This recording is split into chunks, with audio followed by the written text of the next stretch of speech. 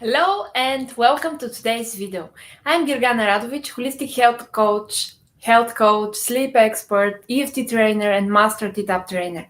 And today I'm going to talk about hunger and how to differentiate physical hunger, the thing we need to survive, and emotional hunger, the drive that keeps us eating when we are not really hungry, and the drive that we can't actually stop if we pay attention only to the number of calories we consume or the diet we are eating right now. And while I'm talking, I encourage you to ask questions, post ideas, and ask specific things that you might be interested in when we are talking about hunger. The differentiation between physical hunger and emotional hunger. And by the end of the video, I'm going to show you how to use EFT in order to stop the emotional hunger actually, and stop cravings and stop eating when you are not hungry, or stop eating foods that are not healthy for you. So let's start. I firmly believe that if we want to understand, if we want to stop unwanted behavior, we need to have better understanding of what drives this behavior. That's why I'm going to talk today about the the differences between the physical or symptoms of the physical hunger and symptoms of emotional hunger. So let's start there. What's hunger? Why do we become hungry? Why do we need to eat? And this is a very we can give a very complex answer, or we can give one very simple answer. And the simple answer will be: we eat because we need to survive physically and to continue our lives. So hunger is, or becoming hungry, being hungry, actually is the drive that universe, God, nature have given us to help us stay alive. And that's why physical hunger is important. We need to satisfy hunger. We need to eat when we are hungry. But there comes another thing. If we need to eat only to survive, why do we continue eating when we're not hungry anymore? Or why do we need a dessert after a hearty meal? Or why do we need something sweet at the end of the long day? And what's the difference? What drives us to eat when we're not hungry?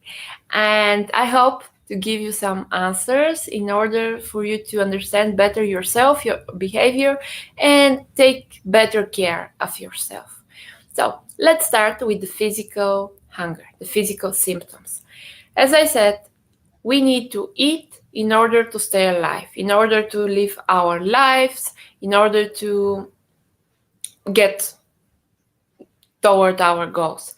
And physical hunger it has clear symptoms, and we can recognize it. When we know the symptoms, we can recognize it, and we can differentiate it from the emotional hunger. But physical hunger is predictable. That means that of course, I'm going here with the general things, the general outlines, and your case might be specific, but what I'm going to say is more general.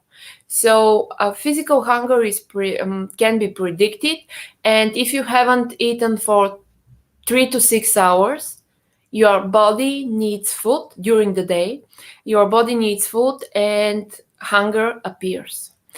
And again, we are diurnal species. That means that we are supposed to sleep during the night and be active during the day. And that means that nature has it, you might call it God, you might call it universe, it doesn't really matter. But at the moment, what matters is that if you sleep during the night and you are active during the day, you become hungry during the day and not so hungry during the night, or not hungry at all. And of course, if you work night shifts, that might be not the case for you. You might not be that hungry during the day and very hungry during the night. So, but I'm talking about most people who sleep during the night and are active during the day. So, hunger is predictive.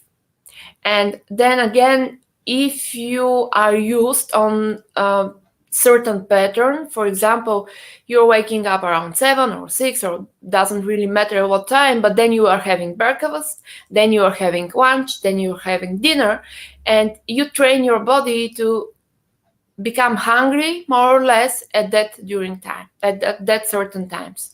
And for me, I can give you an example here. When I used to work in my corporative job from 9 to 5, I could absolutely tell what if it was lunchtime.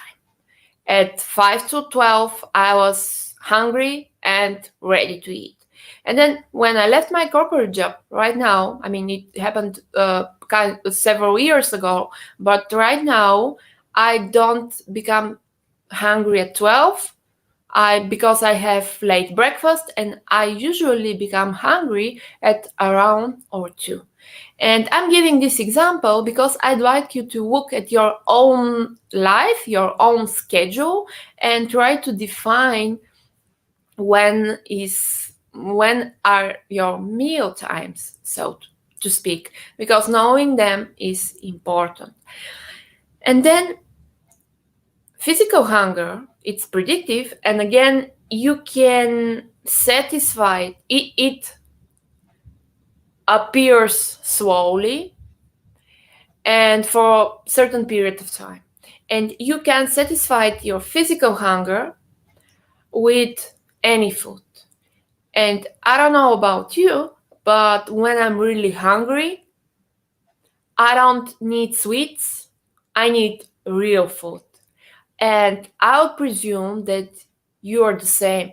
So I encourage you to look at yourself, your current situation, and ask yourself, when you're really hungry, let's say in the morning or later in the morning, but still in the first part of the day because you had any big meal, and ask yourself, what do I need? Do I need something sweet? Do I need something?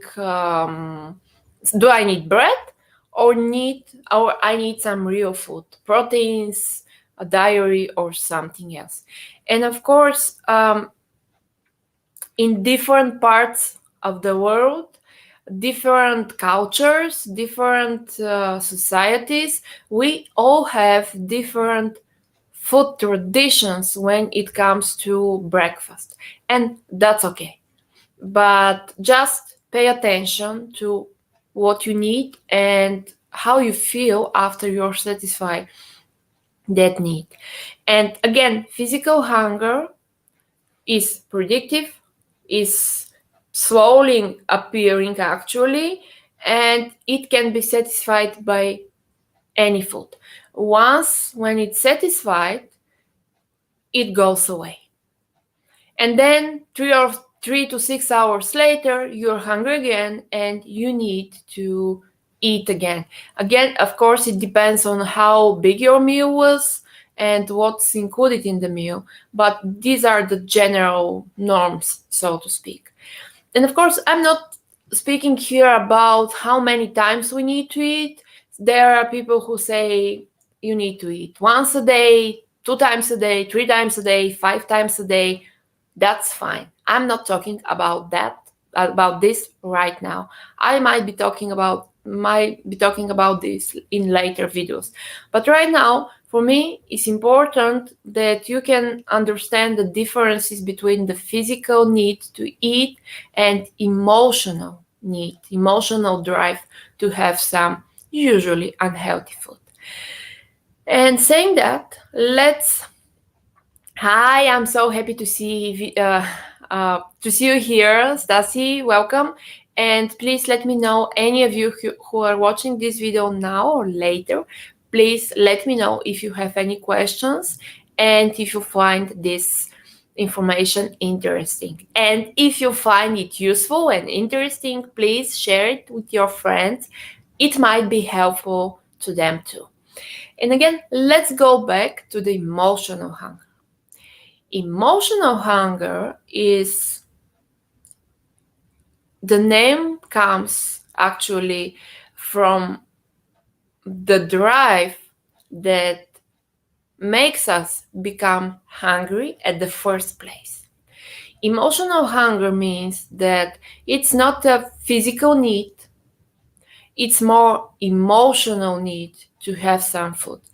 Let me give you a few examples and tell me if you recognize this in your own life. So you come back home from a long and stressful day and you go straight to the fridge because you need something to eat to satisfy your hunger or to feel calmer. And then probably another case, you have an argument with your spouse or with a colleague or with somebody on the street, and then you need to eat something or to drink something in order to get calmer and more relaxed. Um, After having a healthy dinner and your family, kids, spouse go to bed, you open the fridge again or the cupboard or your hidden stashes to have some more food because you need to resolve you don't feel safe enough or safe enough at that moment. And these and many others actually can be really significant examples of emotional hunger and situations where we eat not because we are hungry, but because we need to satisfy, to resolve something else. And the certain question, the very important question here would be, if you find yourself in such behaviors, ask yourself, what makes me eat this right now, even though I don't feel hungry? And I'll give you a few examples of my own practice and people who come to me. I've heard people saying, I need to have a dessert after every single meal. It doesn't really matter if it's on one during lunch or with after dinner. I need to have my dessert. Then there are people who said I need to have this particular snack. It doesn't really matter what the snack is, but it's, say, something that you love. It might be chocolate bar, it might be salty, crunchy foods, it might be chips or something else. But it's you have the hunger, you are hungry for something very specific. And that's why we say we have a craving for something very specific. I don't know about you. I invite you to think about, to analyze your current situation, but I would like to share again a few examples. There are people who are hungry for something sweet, chocolate in particular, or ice cream. I don't care about ice cream. Maybe I'm one of the 2 persons in the world who don't care about ice cream, but it's not my food. I eat occasionally, but it doesn't appeal to me. But when when I'm in a situation that I need to be creative, or I need to be focused, or I need to be inventive, then I need something salty. And it's not the situation when I'm under stress. It's for because somebody told me something, or but it's the situation where I need to be proactive and to create something significant.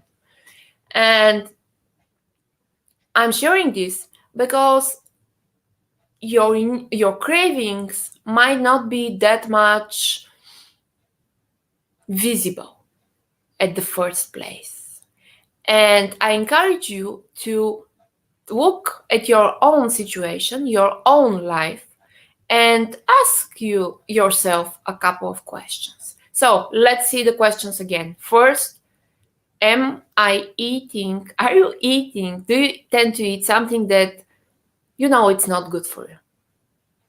And pay attention if you're having those foods in certain situations, stressful situations, emotional situations. And the third question would be,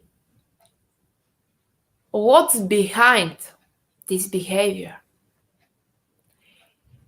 Do you eat? What's the emotion that drives the behavior? It might be fear, it might be guilt, it might be anger, it might be feeling lonely, it might be something else, but it might be a habit actually as well. For example, watching television, we are so get used on watching television and having something nonstop, eating something nonstop. Cinema and popcorn is the very, very classical example. And most probably, many of you don't care about popcorn until they're in front of the screen at home or at the cinema. And so ask yourself those questions and pay attention to what comes as answers. And when you find the emotion behind, then you've found the real reason why you are eating, and then you can work on that reason. And let me give you the symptoms of emotional hunger. And I've already showed you some of them. It comes from an emotion, and sometimes we can't really pinpoint the emotion, and when we are hungry and we tend to eat, and we can't stop the behavior if we don't differentiate between emotional and physical hunger. Why? Because emotional hunger needs food to go away. Physical hunger needs food to go away. Emotional hunger doesn't need food to go away because it's not driven by the physical body, it's driven by the emotions. And when we take care of the emotions, the emotional hunger, the craving would go away. And emotional hunger can appear in a second. I mean, somebody told you, somebody tells you something, it makes you angry, fearful, lonely, whatever, and then you feel hungry. Why? Because probably somewhere in your life you've associated food with dealing with emotions. And it's another hot topic that I'm going to talk more about in future videos. But here I would like you to know a few things about the emotional hunger and what to do. And then we have the symptoms. Emotional hunger appears within a second, a minute, a couple of minutes. And even if you are having food, it might not go away. Even and it might go away only if you're having this specific food, say chips or popcorn. And all of us here know that popcorn and chips actually are not the best food that you can give your body. And actually, your body doesn't need chips.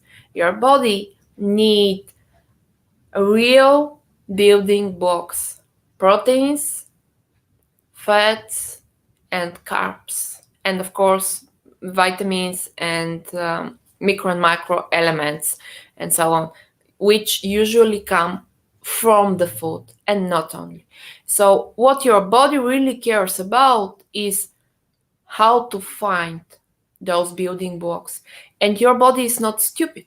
Actually, it's very clever because it recognizes that in the chips that you're giving it, there are no real building blocks, or you're having a lot of calories with very small, if any, benefits. And that's why if you are relying on those foods, you might be feeling hungry all the time. Why? Because your cells are not satisfied. They haven't had enough real food to continue working and functioning properly.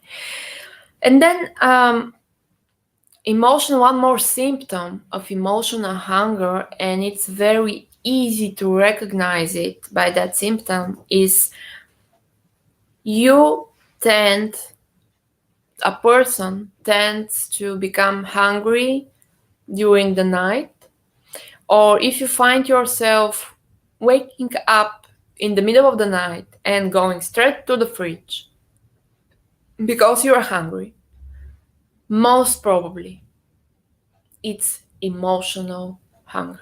You're emotionally hungry. You're hungry for something else, but not to real food. And again, here people say, but Gary, you don't know, I'm really hungry. Even though I ate this breakfast and that and this on lunch and so on, I'm hungry. And I said, yes, I understand. Sometimes we might need more food, but if you find yourself in such situation most of the time, most probably you're dealing with some unresolved emotions. And that's why it's very important here to learn how to recognize these emotions and learn how to deal with them. And that's why most of the diets don't work. Why? Because they're not putting attention on the real reason. And the real reason might be unresolved hidden emotions deep inside you. A mother can secretly eat because she's having problems with raising her kids. A man can go the whole day without food, and then at the evening he eats whatever is in front of him, and he can't satisfy his hunger. And again, here we have a mixture of physical and emotional hunger, but sometimes he says, I can't eat during the day because I'm so busy, I'm so stressed, and so on, and I don't feel hungry. Actually, our bodies are really adaptive and they can survive in many harsh situations. And that's why we've survived so many thousands of millenniums and years as a species. But our body needs something very, very specific, and we need to give our body what it needs. And here one of the probably I've been dealing with emotional eating, with diets, with eating in general, and supplementation and movement and so on for many years now. And I've seen it in myself first, then I've seen it in the people I worked with. And it's actually, the truth is simple. It's not easy to overcome it sometimes it's easier, but it's simple. And the real simple truth for me is that if you like to take control over your eating and habits, actually eating habits, and if you like to have the body that you dream of and the life that you dream of, you need to pay attention on your emotions, and you need to work on that emotions so you can resolve them and you can become happier and more relaxed. And then you are going to find yourself in a situation where you don't need food. Well, you need food to survive, as I said, but your hunger, the emotional drive, the emotional hunger will go away most of the time. And I'd like to say here something. It's okay for any of us, for all of us, to feel emotion, to have cravings from time to time. That's fine. And of course, it's connected with, related with biochemistry and so on. But not only. That's why I'm making this whole video, because it's not only calories, biochemistry, physical stuff. Emotions play really huge part in the whole process. And then here comes, let me know you if this video is, if you like this video, and if it gives you things that you haven't really paid attention to yet. And again, here comes for me the best tool that we can use in order to resolve these emotions, the hidden emotions, and to feel better about ourselves. Because what I haven't mentioned so far, but I'm going to talk about it in my future videos, is that it's not only the emotions that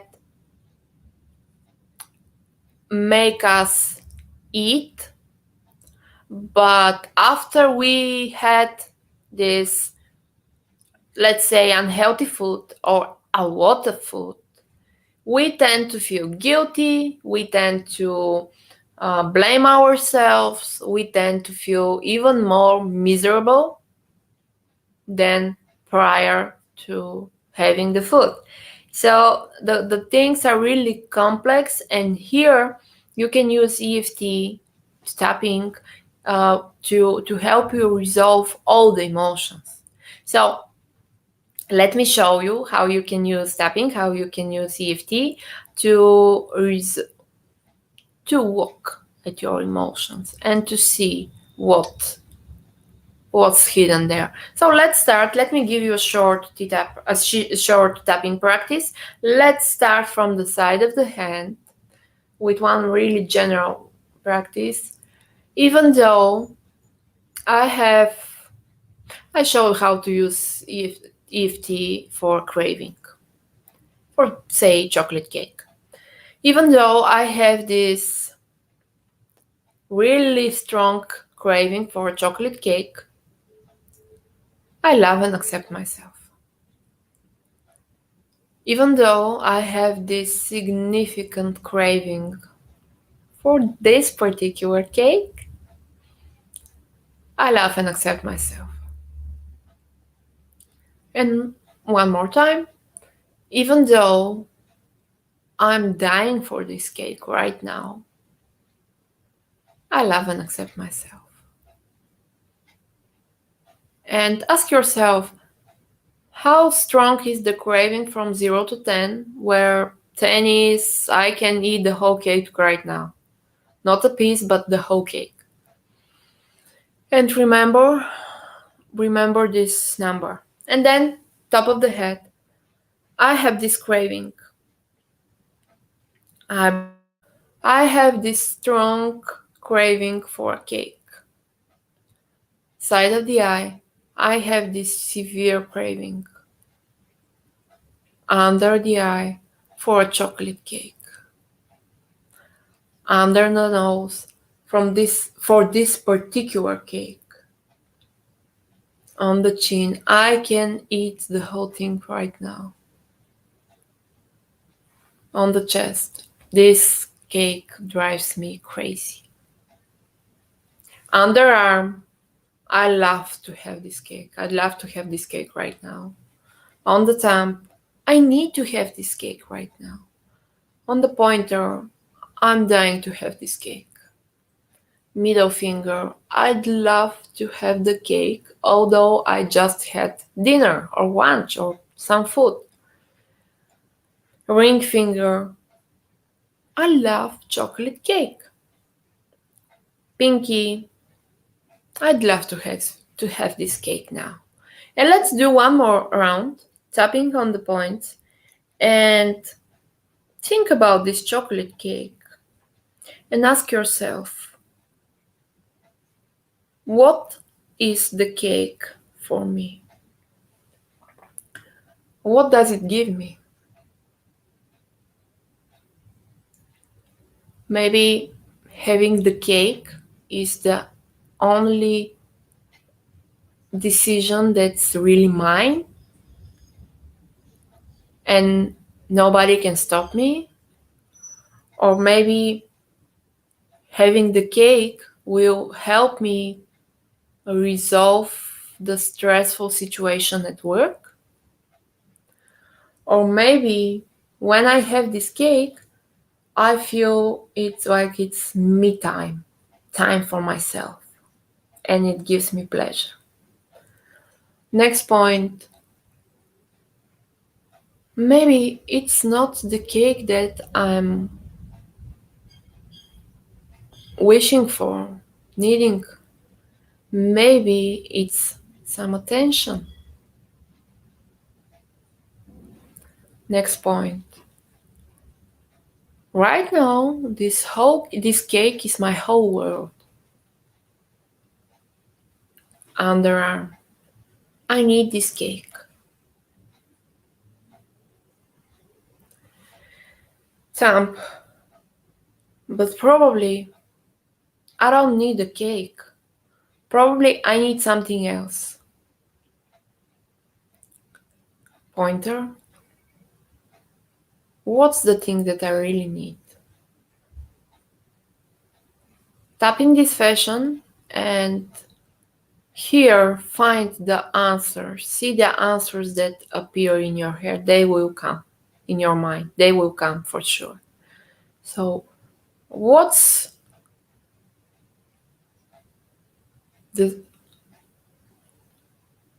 behind the cake? What do I need? Pay attention to what comes as an answer. Maybe I need love, maybe I need attention, maybe I need peace, maybe I need sleep. Whatever comes to mind, this is your question right now. And when you have your answer, you can continue tapping in this way, and you will feel better by the end, actually. So I encourage you to do that. But maybe you find yourself needing to do this a couple of times, and answers will be different, and that's fine. Just continue doing so. And of course, if you need help, I would love to help you, because this is just one of the topics that I'm dealing with in my therapeutic system, NFC system. And I'll be really glad to help you achieve your better life, better body, better self in general. And of course, if you have questions, if you have remarks or comments, please post them here, and I'll see you next time. Bye bye.